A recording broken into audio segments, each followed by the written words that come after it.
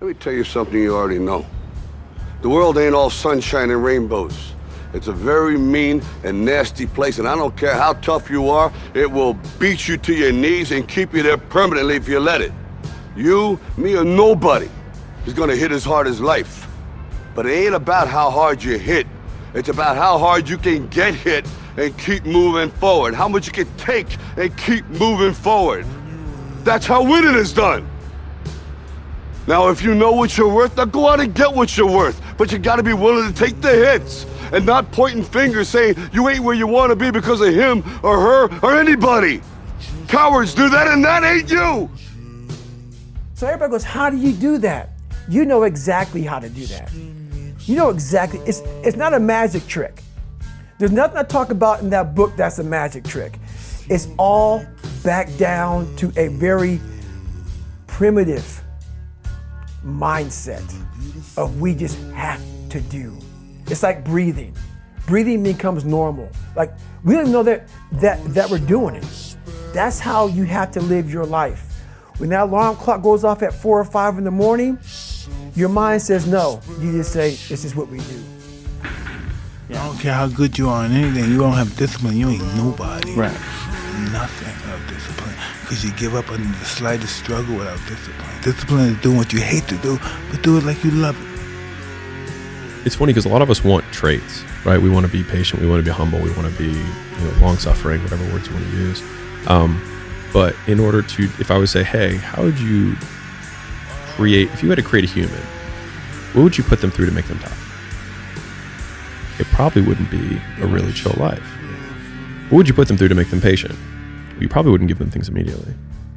And so it's like we want these traits, but each of the traits has a price tag attached to it. And it's just like, do you want to pay the price tag to get the thing?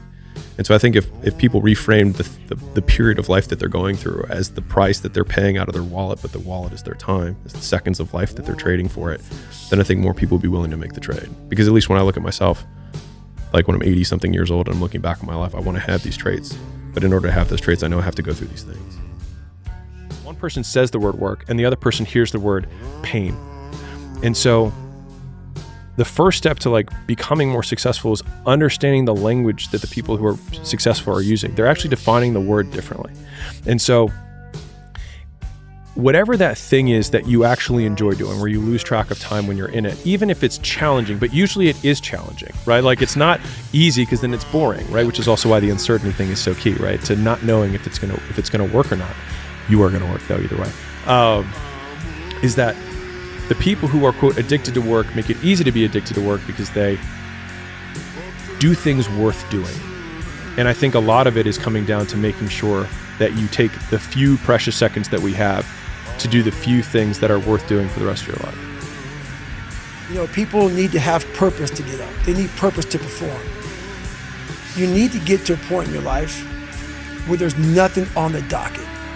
There's no 5K, there's no I'm going to get into school to be this or that, and still perform to the highest level. Because what people don't get is one day that thing's going to come up. And if you're not constantly performing without purpose, you're not going to be ready when the time comes. It's this magical thing, purpose, that we're all looking for. But what's funny about it all is that we need these things to perform. But we don't take a second to realize the purpose is always there. The purpose never leaves us because the very purpose is you. You are always the purpose. The best work has to come when you're least motivated. Where does that come from? It comes from basically, I had to stop thinking normal. I had to stop thinking normal. I can no longer be a common man walking around doing common things. But no one taught me this stuff. It wasn't like I had, I paid a trainer to come train me. Jenny Craig didn't come down and miracle my ass. None of this happened. It was on me. And that's what you have to realize. Everything you do, you may have some support, you may not, but it's on you. You have to make the decision whether you want to be a badass or whether you just want to be mediocre and everything's okay. But being a badass hurts real bad. And that's why I didn't want to do it. Perform.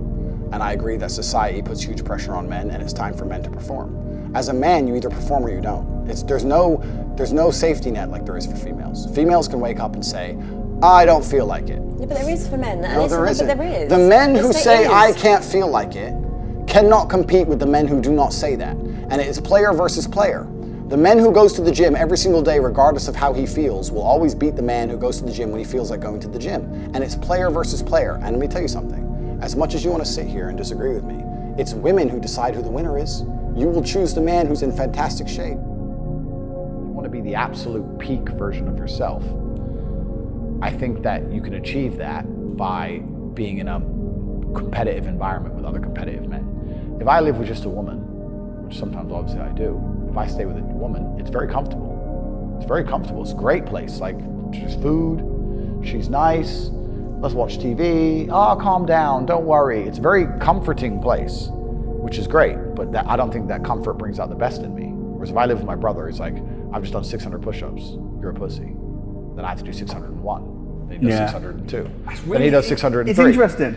And that's it. And there's competitiveness. If I'm hanging with my boys and we're all talking about how much money we made that week, it pisses me off. If I'm hanging with my girl, we don't talk about that really. Or if we do, we're on the same team, so it's different. Do you not think that to be the best version of yourself, you need competition. Well, Without competitiveness, without competition, how are you going to be the best version of yourself? Right? You're always going to do better and run further and push harder against someone else. So having that friendly, competitive element is how you become the best version of yourself. We're up here because we had a dream and let nothing stand in our way. If anything tried to bring us down, we used it to make us stronger. We were never satisfied, never finished, will never be retired. My high school English teacher, Mr. Fisk, I actually paid attention one time in class, and he said, he had this beautiful quote, and it read, rest at the end, not in the middle. And I took that to heart. I believe there's time for resting at the end, but for me, that time is not now. I think that the main reason people aren't rich, there's probably three primary reasons. They're either lazy, they're arrogant, or they're stupid. I think lazy is actually quite a small contingent, because I think a lot of people get out here and they work very hard to a degree. Like, even if you're a trash man, that's still work. You're working hard, you're just not making any money. And also, I think if you could show somebody how to make money, a lot of people would do it. I don't think they're that lazy. If you say, look, press this button for money, they're not gonna go, no, I can't be bothered. They're gonna go, all right, okay. They're just lazy to find out how, perhaps. Yeah. But once they know how, they'll do it. Stupid, I think, is also a very small percentage. I think that stupid is a small percentage because I don't think that IQ, in fact, it's been proven, IQ has nothing to do with how successful you are. Right. Very rich people, very smart people are broke. Very dumb people are rich. So I don't think that stupid is the reason people aren't rich. The reason 98% of people aren't rich is because they're arrogant. They're brutally arrogant. I think that getting rich when you're young as a man is probably one of the worst things that can happen. Damn. You don't want to get rich till your late 20s. You want to spend all your 20s broke. Broke and grinding. Broke, grinding, training, making girls like you for who you are and your fucking backpack. Being funny, being interesting. That's what you need to do. I spent my 20s winning world title fights and living in girls' houses they were fucking cooking for me. I didn't have any money. Yeah. That's how I grew up. Yeah. If I had money at 18, 19, I would have skipped so many experiences and so many hard lessons. I'd be a fraction of the man I am today. You know what's a perfect example? If you watch I've noticed this, it's an observation of mine. If you watch any superhero movie, bad things happen to him. Then he becomes a superhero. Every time. Batman's parents died. He gets to become a superhero. So I think that's pretty obvious in the masculine frame. Bad things have to happen to you for you to become a superhero. But then bad things have to happen, but that breaks most people and you have to figure out how to turn that into good. Correct, absolutely. And that's also why you have to be hard on yourself, but that's also why you need to see bad things as a blessing, because they're the building blocks to make you the man you want to be. When people say to me, this bad thing happened to me, I say, good. That's my instant response. This girl left me, good. I lost all my money, good. What do you mean good? Good. This is your chance to take all of that negative emotion, all of those building blocks, and turn yourself into a man that prevents these bad things happening to them ever again. And the biggest one that I think about is that it doesn't matter whether I achieve all of my goals or I don't achieve all of the goals. In 3 generations, I'll be forgotten, and the only people who were naysaying against me will also be dead. And so then it's like, just do it for me. And then when I wake up every day, there's only one voice I have to listen to. To be in my shoes is not easy, but I'm not complaining. I just want to say that I'm feel happy. All this happened because the reason is I'm unbelievable inside the pitch. This is why the people have so much interest on me. Are you the best footballer in the world right now? I think so, yes. In my mind, I'm always the best. I don't care what the people thinking, what they say. In my mind, not just this year, but always, I'm always the best. I'm always going to say that because I think we have to thinking we are the best in our area. So in my area, I think I'm the best. Is there anything that Lionel Messi is better than you at? It's opinions. I respect the opinions. Maybe in your opinion, Messi is better than me, but in my mind, I'm better than him. So it's simple. So what it was, my first question was, okay, what are you willing to give up? What are you willing to sacrifice? What are you willing to forgo? Because a lot of people, like this guy came in one time, I was a trainer, and he goes, man, I can stop doing anything but my frappuccinos.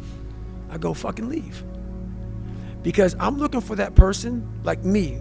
People, it's hard for people to understand how I lost 106 pounds in less than 3 months. I sat down at the table and I said to myself, what are you willing to give up? Everything. And when people come to me with that kind of mindset, I can work with you. When you are willing to strip yourself down to nothing and give everything, that's who I want to work with. Because now I can mold you into exactly who you want to be. When you put these restrictions up, and that's why my first question is, how bad do you want this? If it's as bad as you want to live or breathe or sleep, whatever the hell it may be, I can work with you. But a lot of people, most people don't want it that badly, which is why they always ask the question, man, how did you get to where you are? You know how to do it. You know exactly how to be you or how to be me. You don't want to do it.